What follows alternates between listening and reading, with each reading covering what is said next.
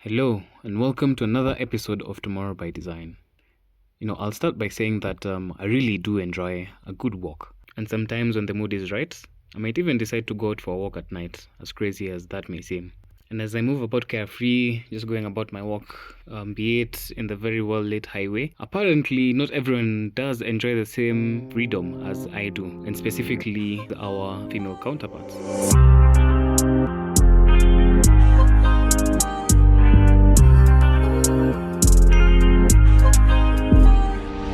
Well, in this episode, we go beneath the surface trying to understand some of the shortcomings within the built environment that make it a bit harder for our female counterparts to enjoy the spaces that have been created for them, and talk about some of these considerations not normally identified during the design of these spaces. Let's get into it.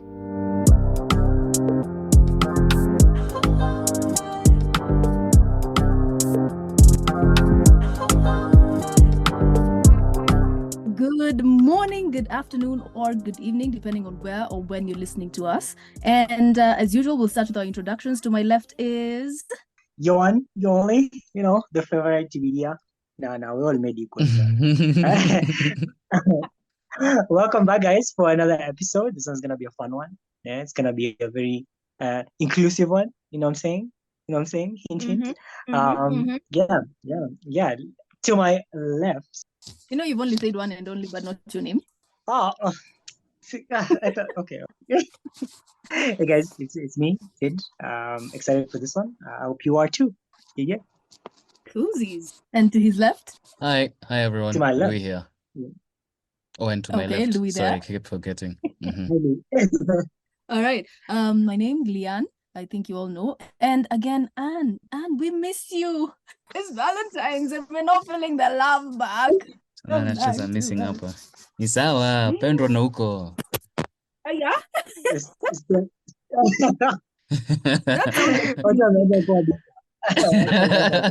We don't even feel bad. Yeah, the pain. It's the pain talking. We just have these empty seats. Anyways, this is we've made our feelings known. So yeah, I think it. Not to Louis. Oh yeah, for sure. Tunavaa kwa chest. Unaisemanga, what's the saying? Heart on the chest, or heart on the sleeve? Heart on the sleeve, which I think is the creepiest saying ever. It's okay if you want to create your own saying. We'll roll with it. We'll support you. Yeah, with your heart in your chest. Still workshopping it, but cool. I'll let you know. So. All right. And today's guest is, I'll let her introduce herself so that she can dive into also what she does, right? So in 3, 2. Hi. So I'm Maryam Wangeshi, but I prefer being called Wangeshi. So I am an architect. I'm currently finishing my second degree in architecture at KU, and I'm passionate about gender inclusive design, and that's why I'm here today. All right. Yes. Thank you so much, Miriam. You said second degree. Yes, it's like you graduate after 4 years, and then you continue the 5th and the 6th year, then you get another degree. But it's essentially like a master's to say me. Yes. So our guest for today is the one and only, as introduced, Maryam Wangeshi, as she likes to be known. And today we're going to be talking about gender inclusive design. So design by gender inclusive professionals, and the results of that professional work should also be gender inclusive. So today's architect, today's TBDR specializes in creating spaces that are more inclusive to every gender, and I think this is highly pertinent at this stage of our lives. So Wangeshi. Yes. How could you describe yourself? What do you enjoy doing besides what you do professionally? Okay, so besides that, I like going to a nice place, a public space, and getting good junk food and having a good show on Netflix that I've downloaded and just relaxing. Yeah. Apart You and me from both. that, yeah. not Okay. in the room, but in a public space, and preferably where no one knows me, because I've probably dressed in a way no one knows me. Yeah. I Interesting. don't I got want to into be the seen that underwear. day. Well, when she watching Netflix or snacking. Yeah. Oh, and you're in public, but no one knows you. Like, that's just perfect. Yeah. What's your favorite public That's spot? Wait, Ooh. it's too. No, it's my hidden gem. I don't want to know. Let me not say that. Let Aye, me just say right. It's something not It's on the not so without hidden internet. being. anymore. Let it out. I know now. Nah. People will be Eh, looking for you. Is she here today? exactly. But I actually go during the weekdays, like when people are at Aye. work. So maybe. Now you've That's even all told them the when. Oh I'll no. see, Jolly. Unless they go I to should there, have you have been nothing to worry about. Yeah, I should have just shut up. Anyway, yeah. So there are so many things I enjoy, but that ranks high on the things that make me happy. Yeah. And that's incredible. How did you end up getting into architecture and particularly gender inclusive architecture? Yeah, so okay, I just got in then that's what I studied in campus. And then so how it started is in my fourth year research project. We were just brainstorming topics to like research on, and my lecturer just told me, why don't you look into gender inclusive design? Because I wanted to study sports grounds. So that's a thing that when you think of sports grounds, you think of football. So he was telling me how it's an issue few architects are looking into. For example, from like the World Cup stadium, how after the World Cup is over, the stadiums are left out, are like abandoned because the football is over. So what if the stadium was not just a stadium and it was like more diverse? And now the issue of gender inclusivity comes in terms of diversity of views of space. Like, you don't just consider, oh, men come here to like watch football, so that's all we're designing for. Like, why don't you have other spaces? So at first I was like, oh, I didn't know in architecture people look at gender issues, because what we've been learning for 4 years is just material, color, natural lighting, thermal comfort. So this topic sounded interesting and it was unique. And of course, I wanted to do something unique so I can like stand out. So I just did that research, and the way at first it starts for marks and then you actually come about very interesting stuff. Yeah. Yeah. You end up finding gold in the rough. You're like, damn, okay. You start feeling like, a professor, like you start feeling like you're actually learning. And so that's what happened. I just studied, and then now, when you're done with school, now you start thinking of, okay, I'm done, but I feel like I'm still in a bubble.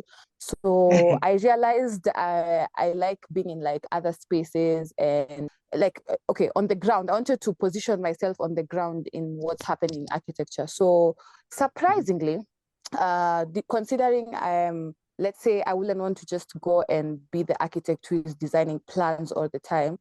I realized architecture is broad, and there's like forums that just discuss strategies and stuff. And I came to see, for example, the UN Habitat. They're really passionate about stuff to do with inclusivity. So I realized I'm on the right path. It's like things are just connecting.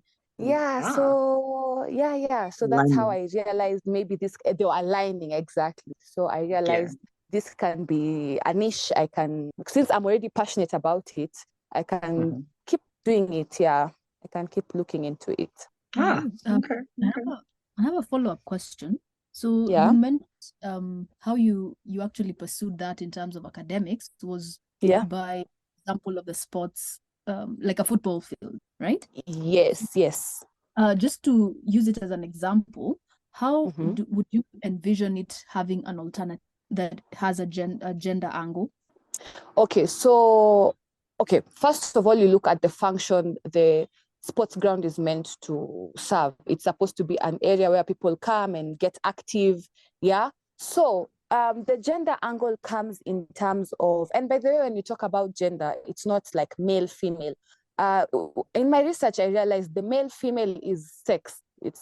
That's the definition of sex. But you know what I mean by sex, right? Like sex, male-female, like physical characteristics. But gender is behavioral characteristics of people. So it's very broad, yeah? So when you're designing for genders, you're designing for behaviors, and that's why like things like non-binary come into aspects, like the unisex aspects of it. So in sports ground, the bias was coming in the fact that when you look at a sports ground, you're thinking of males, football, athletics. So the base is normally just have a field in the center where they can play football and the track around it, and maybe some washrooms and bleachers, and that's it. But a sports ground can be so much more. You can put diverse sports. And that's what, like in my site specifically, that was lacking. So I looked into aspects of diverse sports like netball, squash, basketball. There's also the aspect of like enclosed and open spaces. Like you still need some, some not so enclosed, but some spaces that are maybe now when you study behaviors, women like some spaces where they can, maybe come with friends and just chill as people are playing. So, some differentiation in openness of spaces, things to do with safety, like avoid having dark spots in the sports grounds, because you'll see the center is well lit with these floodlights, and then the rest are just abandoned. Like, I don't know, the others, how are they supposed to be lit if you're not designing like lighting for the other spaces? So things like that, they're not considering if the women come, for example, and let me just veer off a bit, assuming that the women are not playing, and let's say they've come with the kids. Have you considered having a creche somewhere in the sports ground, like a mother who is breastfeeding or something? Small things like that make the sports ground more inclusive. True. But to mention a few. All right. Yeah. All right. I find it actually very interesting. So, and that's what you said you were working on as part of your project. But what people don't really know, and what I find very modest, you being playing very modest about, is that we actually have met outside in these construction streets in different capacities. And aside from being an architect, you are involved in a lot of stuff, a lot of impressive stuff, I must say. Thanks. So aside from, there's the gender inclusive part, which we want you to get into more. There's also the fact that you get into in tech. You're part of, if I got it correctly, you're also very interested in technology, architecture, and stuff like that, and seeing how you can mesh that, right? But anyway, so instead of me butchering your accolades over here, I think I'd give you the chance to expand more on them. Shoot your own horn, basically. Okay, I will try. Okay.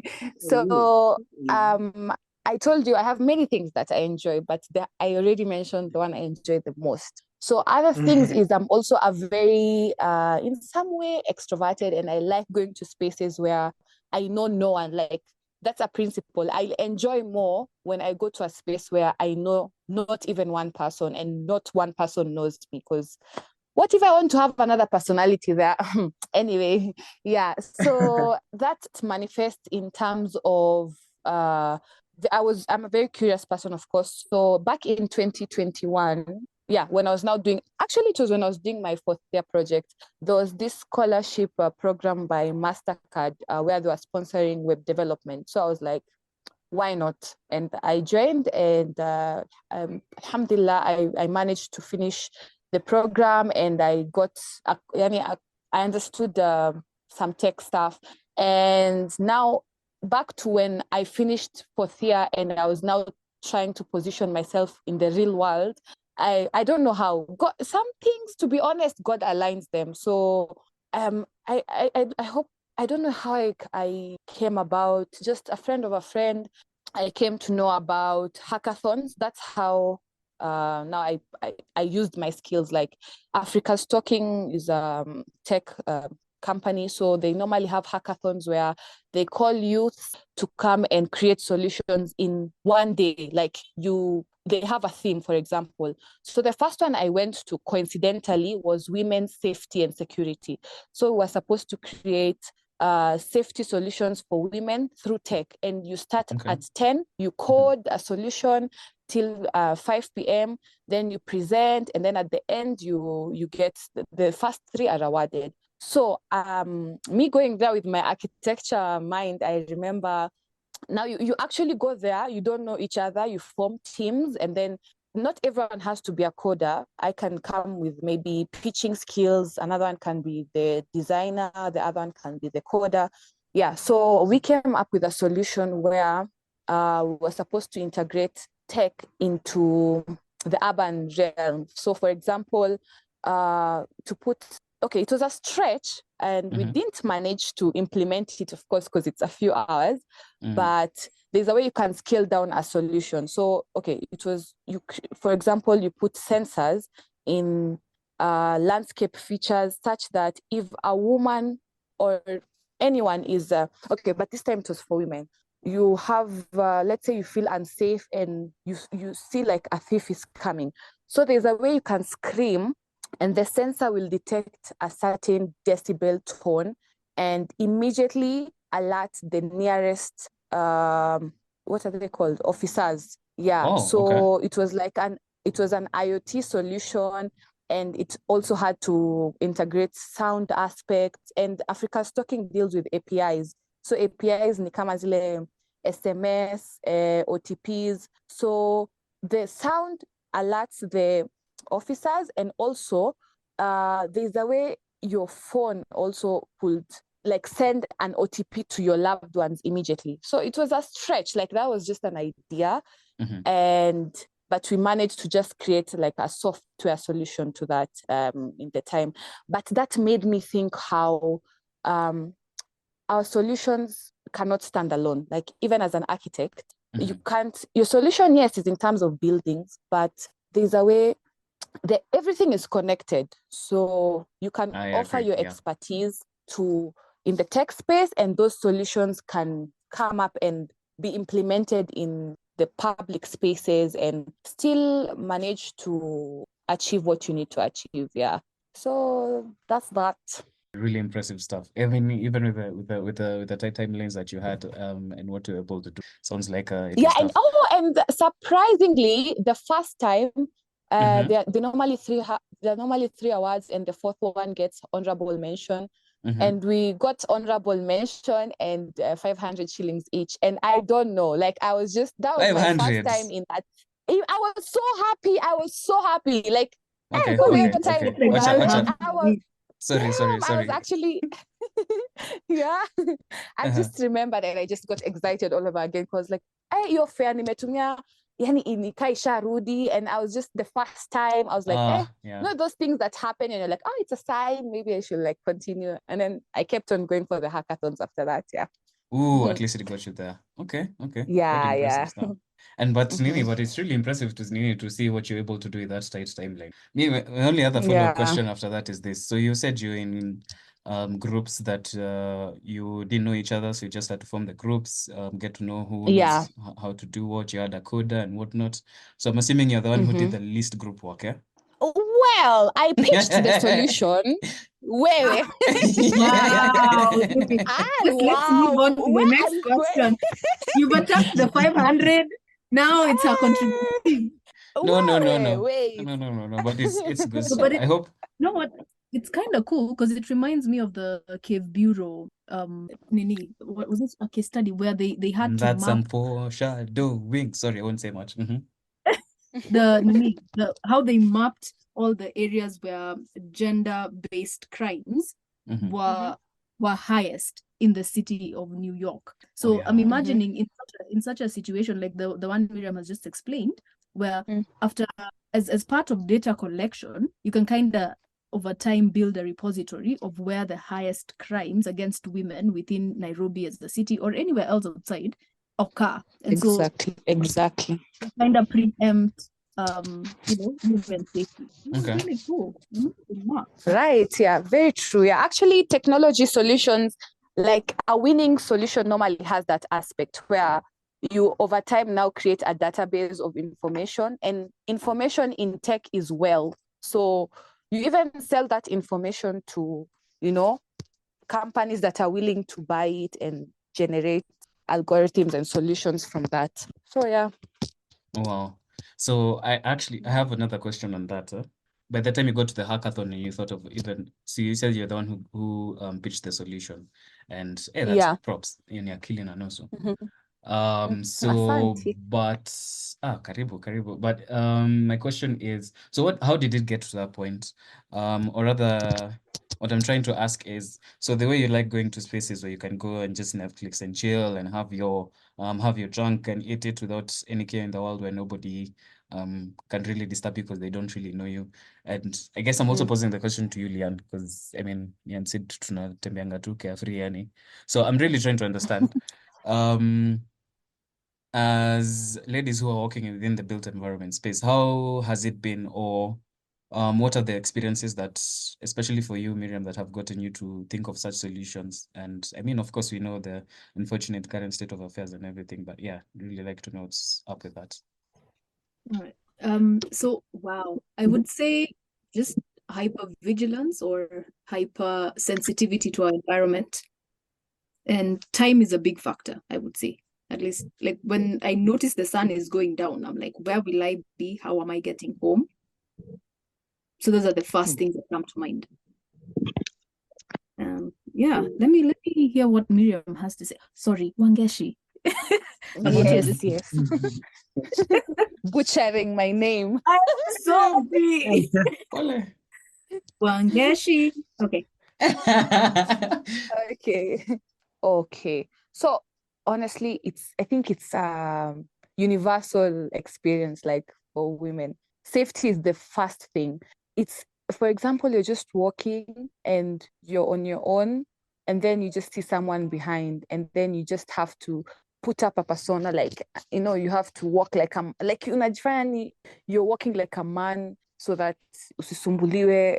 It's that safety thing is the overarching thing. Yeah, and also in terms of how comfortable spaces are in general. Something as simple as how high in the washroom, how high that bag that we hang our bags in the washroom, yani. It's just placed at a wrong. Yeah, it's in the small tiny details that you notice. Our spaces are just not made for us. Yeah, it's the same way I was seeing on TikTok, where I don't know if Leanne you've seen these high heels that one high heel that you can customize in a million ways, and someone was like, you can just tell a shoe that's been designed by a woman. Like, it's in the tiny details, because like I said, gender is not a physical characteristic, it's behavioral. So for you to design a good space, you just think of behaviors. Yeah. And also there was something, personally I've not experienced that, but I saw it. For example, the way highways are designed, you look at it in terms of it's just straight going and coming. But if you look at the behavioral aspect of it, it's like it was designed in terms of a man goes to work at night, in the morning, and comes back home at night. But a woman, for example, she'll go in the morning, lunchtime maybe, and she takes food to her kids, goes to some friends, goes to the market, goes home, then goes back to pick her kids. It's not that linear. So even something as simple as that, like how are our highways designed? Are they designed to cater to the nonlinear behavioral patterns of women, as childbearers, as not even just childbearers, as just how they conduct their life? Yeah. So those are the small things that maybe some I experienced, some I observed, some I just listened in forums, and I realized, yes, this is something worth looking at and doing something about. Okay. This is an interesting insight over there. Actually, that point that you mentioned that about how highways are designed, it's very linear thinking. For I did not know that there, or actually, I didn't realize that many aspects to how people interact with the space, aside from just going to work, nyumbani, kuna lunch, kupatana, is of it. I mean, that's interesting. That's interesting. Yeah. From the conversation so far, it seems clear to me that this is like one realm that gender influences how people interact with spaces is based off of their behavior. So what other aspects like come into the built environment, and even for behavioral, like for the behavioral side of gender, do we need more research? Do we need to collect more information about how genders behave over different demographics so that we're able to, to make these decisions easier? Or is that already an already pretty well established, field? Okay, so let me just start with the positive. No, not everything is negative. The one positive I can see in all this is the fact that it's an issue that has been realized, because why there's even gender inclusive design is the definition of it is acknowledging that there is a serious gender bias in how spaces are designed. So the one positive to it is, for example, in Kenya, it's an issue that's been realized. So like last year in 2023, around September, there was a Women in Construction Forum. So it was hosted by the gender advisor to the president, Ms. Harriet Chigai, and the CS of Transport, Murkomen. So that was already a sign that it's a thing that's been realized and something is happening. So in terms of the behavioral aspect, how that forum was kind of helping is actually the first thing, the one thing that just starts to make other things work is the balance in the professional aspect to it. Is there a balance in the participatory process of female and male architect construction professionals? So that's the first thing, because only when there's a diversity in genders in the team that's designing can there be a balance of, I know how I behave, you know how you behave, so we are all answering based on how we all behave. So that's the first thing. And yeah, I think it's something that's being done. And I was studying, like there's this toolkit that the UN Habitat has put out called the Her City Toolkit, like HER City Toolkit. So now that toolkit is supposed to guide like a balance in the participatory process of all genders. That's the key thing in the toolkit. So it's like a step-by-step process of how you ensure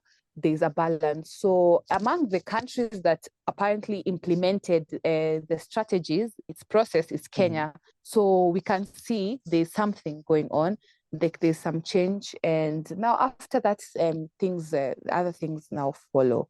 Yeah, and yeah, that's the key thing, because even from the forum, there were 10 resolutions that were discussed in the forum. Like we were literally suggesting them and even like deciding like the spelling, up to the spelling, yani, and the wording.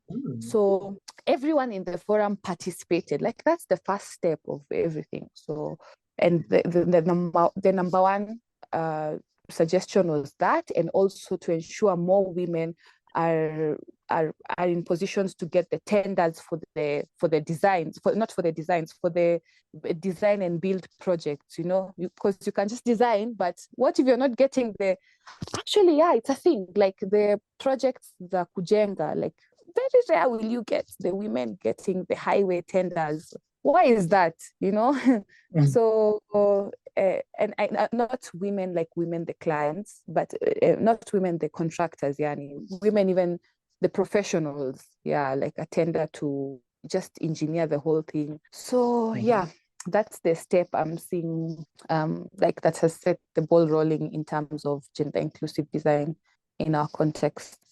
So that's pretty interesting.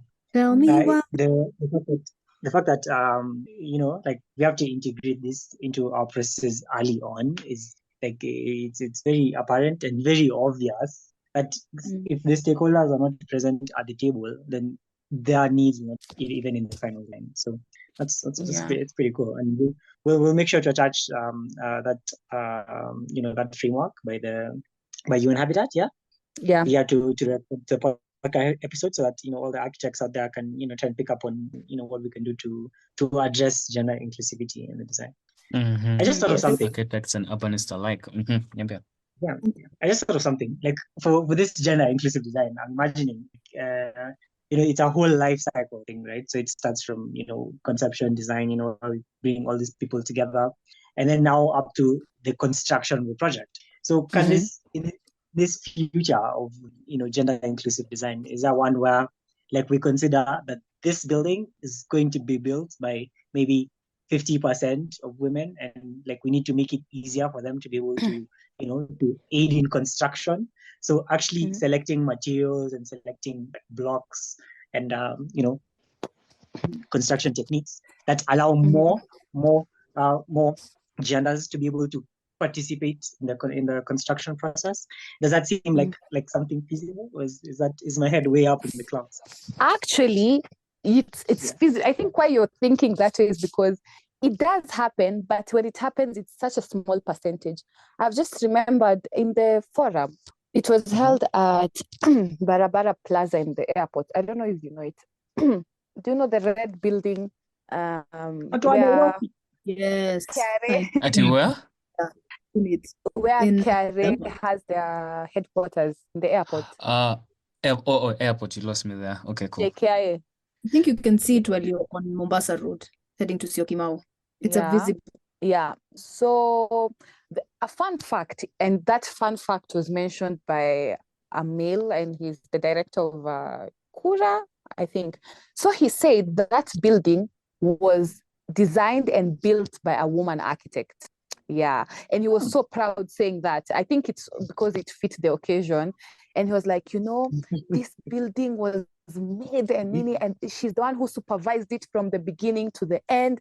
And another fun fact that she was so proud to say is the building has a creche. It has a place where women can breastfeed. So those things are feasible, they are happening, and they know it should happen. For him to mention that in that forum, he knows that's a thing that makes the difference. It's just that, but maybe you get so much, like in the discussion in that forum, it's for you to manage to achieve that, you get a lot of obstacles to say me. Yeah, so it can happen, and there are women who want it to happen, but there are just some small big hindrances that can affect how well you achieve that. Or for some who maybe think it's too much, they just give up along the way of achieving that.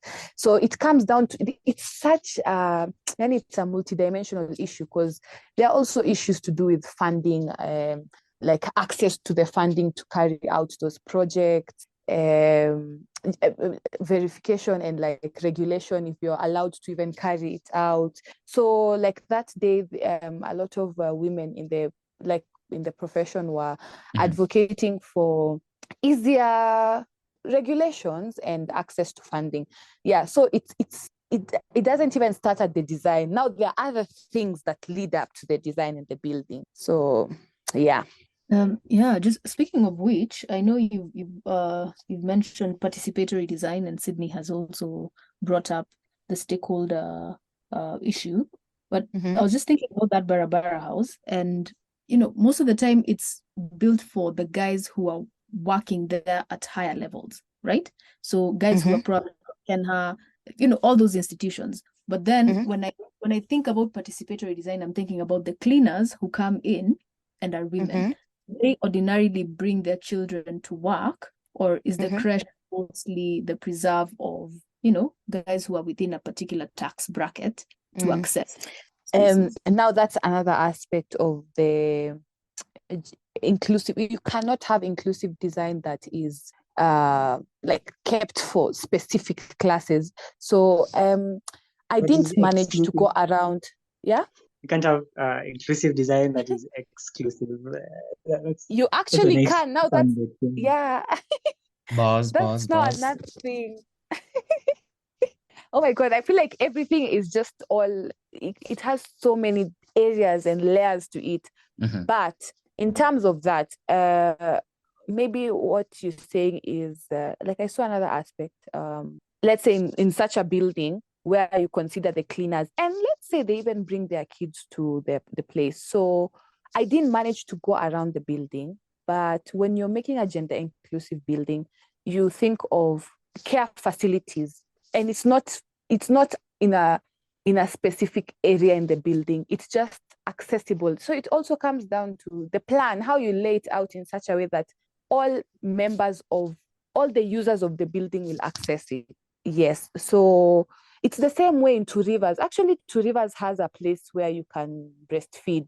So it's not in the management offices. It's somewhere at the center, like in the top floor. Mhm. So I have actually never, maybe I saw it, but I forgot. But that's an aspect I think someone should consider, because they can put those inclusive things, but it's maybe for the CEO of the farm, and the others don't. I've noted that down. Yeah. Okay. Thank you. But I suppose we need to start somewhere, and probably when it comes to maybe particular people, we start with it as probably a prototype, see how well it performs, and then maybe if it works well on the 5th floor for the such and such of the particular building, maybe we can move it down and make it more publicly accessible to everyone who's coming into the building, especially for private public spaces like malls. So I know sometimes, even with the conversations we have here at TBD, some things sound very lofty and it can be discouraging. But I suppose when you see something happening, like with crashes or how lighting is considered, especially in the evening, because I think most places don't really think about that. Like even with the walkways that have tree covering, it's beautiful during the day, but at night it's a completely different experience, especially for right all groups.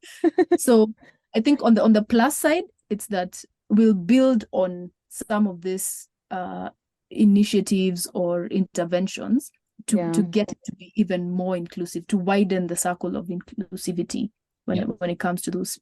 Yeah, at least the conversation started, and at least you started from somewhere. Yeah, and actually on that point, you've reminded me, one aspect like in the sports ground that I saw is how you plant your trees even matters, because there's a specific height now that starts now making it starts first blocking views and allowing some dark spots and hidden spots in an area. So that's also a factor to consider when you're landscaping an area.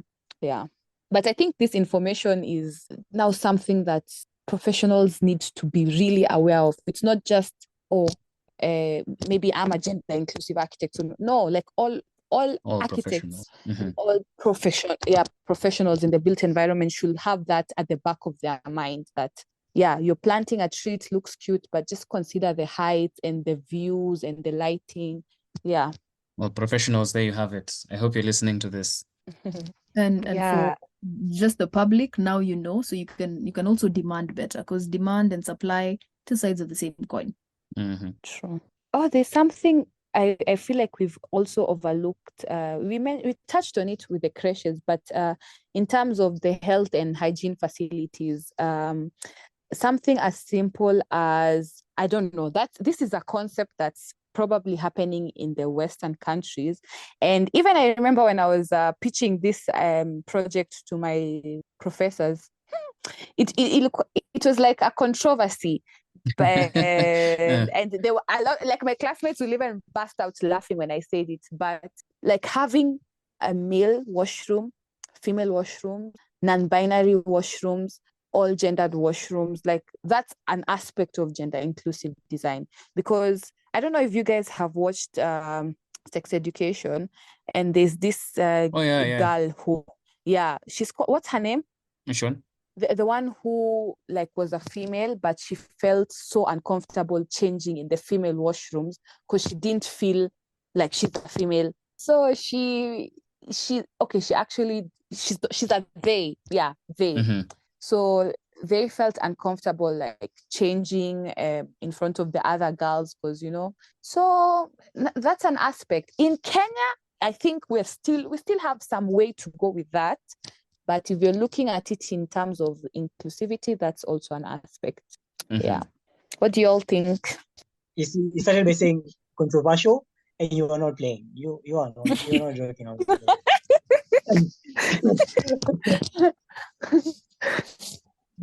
But if we're gonna make a tomorrow where everybody feels safe and everybody feels, you know, that this is their world as much as it is anybody else's, these are conversations that at least we're gonna have to keep having consistently until we figure out how to get to the bottom of them, how to make sure that this world doesn't set aside one demographic of people for another. Mm-hmm. So if anything, this conversation should, you know, thrive from here. It's tough and it might be uncomfortable, but you know, it can't not be hard. Like no matter no matter what context we exist in, like it's no reason to, you know, to neglect our conversation, if nothing else. Yeah. I think I have one last question because I know we are running out of time before we now get to maybe the last leg of it.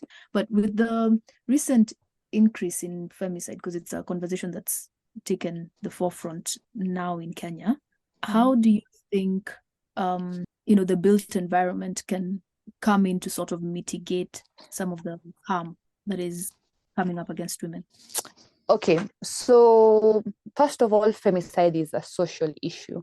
And with architecture, even if you ask professionals, even in school, when you're trying to defend a social issue, architects normally don't think that's their area of expertise. Like you really have to defend your thing. But then again, sometimes we forget that architecture is like it shapes how people live, how people behave, how people experience a space and how they interact. So when you think of femicide, it's a social issue, like I said. So there are people involved. So when I was thinking about it, I thought of how it can be brought about by like unsafe spaces. Like for example, the stories we see of women found in an open field, you know, later at night, like she's found, she's killed, she was raped. It comes down to if where we can, you design a space such that okay, let me just give some context. We were taught that, and it's a thing. For example, if you design a space in an organized way, even someone who wants to litter is ashamed of littering because this place looks very organized, you know, compared to maybe an informal settlement that's a bit more disorganized. So you don't feel so much shame when you litter. So that's the thing. If there's a way we can design our space such that the people who feel confident enough to carry out their crimes feel a bit more, you know, aware that if I do this here, it's a bit more open, it's a bit too well lit, I cannot do this.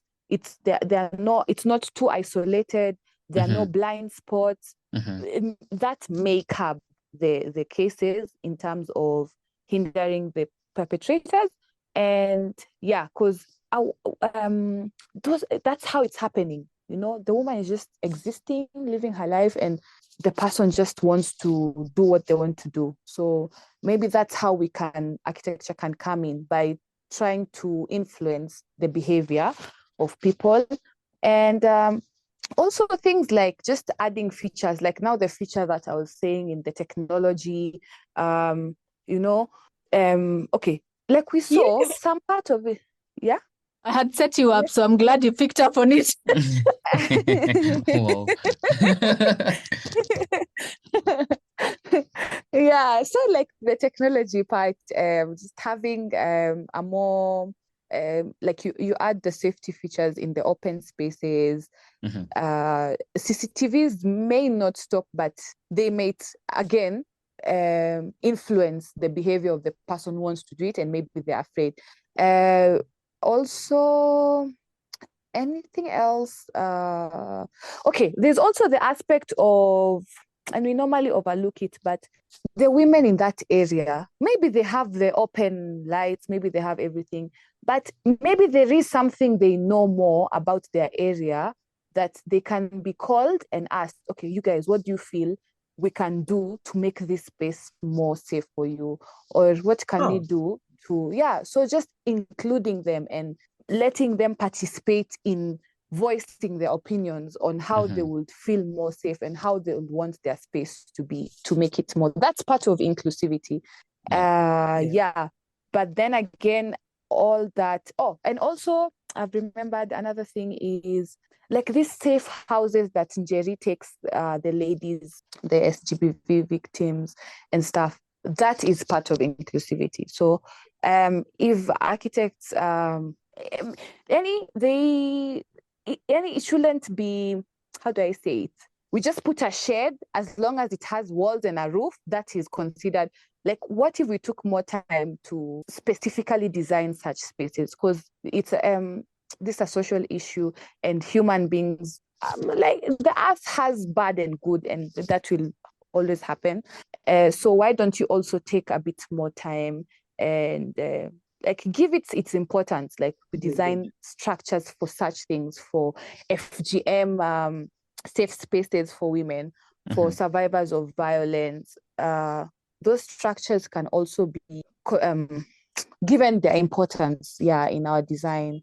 Also, oh my God, I could go on and on, but there are things you can do, even like walls, just to allow art and spaces for women to express their feelings about that. It's a lot can be done, but then again, it's a multi-dimensional issue that it's there's so much the built environment can do, and there's even more that the people at policy making levels can do that can tie in. Like we cannot stand alone. The built environment does something, the policymakers do something, the public does something, then we can provide a solution. Yep. And there's something that you said that I actually want to build on, and I think is very true in me. I think is a recurring theme in most of the episodes, and we do in mostly all these discussions, is that the built environment is a network. It's a whole ecosystem. There's a lot that goes into creating the building itself. Even before you start the design, as you said it, there's a whole lot that goes to the funding. Even when you get the design, there's the policies that regulate just how well you can design a particular space and whatnot. And there's also the people now who do actually the design itself. And there's also the fact that, and I think it's something that's sort of lacking and should probably work on improving, but also the, what do you call it? Community engagement, or hearing out now the people who are using these spaces in the once you've completed the construction and whatnot. I guess is what I'm trying to say is all these things that you have to juggle and take into consideration when creating spaces that are truly inclusive, as you've put it. But anyway, you've given us a lot to think about, and hopefully also inspire some action from not just us, but also the listeners as well. Probably that warrants us to have a different episode as well, because I mean, like I said before, you have different hats, and I would also like to hear more about what you've been doing about tech.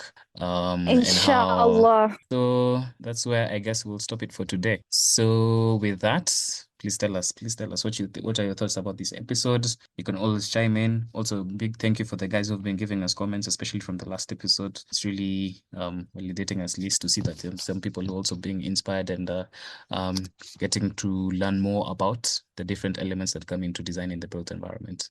But anyway, I am not the only one in TBD. I tend to rant a lot, but I guess I'll give the other guys to. Actually, I'm currently like searching y'all on like Instagram. Yes, add us on Insta, on IG, on all that good stuff. On Twitter. Oh, I mean X. On X, formerly Twitter. You guys munachoma. Okay. Naile. And now recently TikTok, and also LinkedIn, if that's your shtick. But yes. LinkedIn, I've not seen you They're guys. You're there? serious people. It's very new. Don't be It's fooled by very, our very new. laughing. Serious people. Okay, You're mucho serious. I've just followed, and you follow back. Am I only following back serious people? Yeah, we're We're not also now those. close friends. This is Anyways. nice. Okay. And so, like a proper plug now, you can find us on socials as Wangeshi had kindly helped us plug out TBD_Kenya on all our platforms. For sure. Well, all our I just wanna say platforms that. are IG, X, LinkedIn, and TikTok now. Yes. Yeah, that's our footprint on the interwebs. Alam, let us tell us how On you the- guys are designing for more gender inclusive spaces. You know, this is we're barely scratching the surface from what I'm getting. We're barely scratching the surface of this, and we can't do it alone, right? It's an agnostic approach. Everybody has to, has to have their hand on this deck so I can get this done. So welcome to chatting with us, telling us what you guys are up to in terms of making spaces better for a better future. You know, all we do is design tomorrow, right? So that's all we're about. Buzz. Hey, Sid with the buzz. Hey. I know. Sid, you're a September. professional, mashallah. I know. It's making the rest of us look like jokers. My goodness. Mtu ashasema interwebs nikajua hapa hapana. It's about to get real. No. Anyways, for us to be truly inclusive, we also need to have this person who keeps excluding herself. And umesikia, you have to have you in the next one. Please and thank you. Better by force. Anyways, that's it, No, guys. by inclusiveness. Yeah, but anyways, thank you again, Wangeshi, for taking the time to come for this episode. We really appreciate it. So, see ya.